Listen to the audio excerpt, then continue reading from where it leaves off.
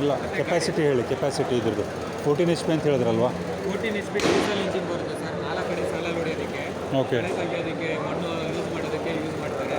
4 ಕಡೆ 48 ಬ್ಲೇಡ್ಸ್ ಕೊಡ್ತೀವಿ, ಹಿಂದೆ 2 ಗೇಜ್ಗಳು ಕೊಡ್ತೀವಿ, ಮತ್ತು 5 ಲೈಟ್ ಕಲ್ಟಿವೇಟರ್ ಕೊಡ್ತೀವಿ. ಇದು ಮಿಷಿನ್ ಜೊತೆ ನಾವು ಕೊಡೋದು 1,85,000ಗೆ. ಇದು ಬಿಟ್ಟು ಸಪ್ರೇಟು ನೀವು ಒಂದು ಟ್ರಾಲಿ ಹಾಕೋಬೋದು, ವಾಟರ್ ಪಂಪ್ ಯೂಸ್ ಮಾಡ್ಬೋದು, ನೇಗ್ಲು ಹಾಕೋಬೋದು, ಇದೆಲ್ಲ ಎಕ್ಸ್ಟ್ರಾ ಅಟ್ಯಾಚ್ಮೆಂಟು ನೀವು ಹಾಕೋಬೋದು. 4 ವೀಲ್ ಡ್ರೈವ್ ಬರುತ್ತೆ, ಡಬಲ್ ಗೇರ್ ಬಾಕ್ಸ್ ಇದೆ. Double gear box, front gear ಇದೆ, ಬ್ಯಾಕು ರೇರ್ ಇದೆ, ಮತ್ತು ರಿವರ್ಸ್ ಗೇರ್ ಕೂಡ ಇದೆ. 3 ಗೇರಾ? 2 gear. High speed low speed ಇಲ್ಲಲ್ಲ? ಮ್ಯಾಕ್ಸಿಮಮ್ ಸ್ಪೀಡ್ ಏನಿದೆ ಇದ್ರು? 10 ಮಿನಿಟ್. 10 ಇದೆ. ಓಕೆ. ಈಗ 1 ಎಕರೆ ಇದು ಮಾಡೋಕ್ಕೆ ಎಷ್ಟಾಗುತ್ತೆ?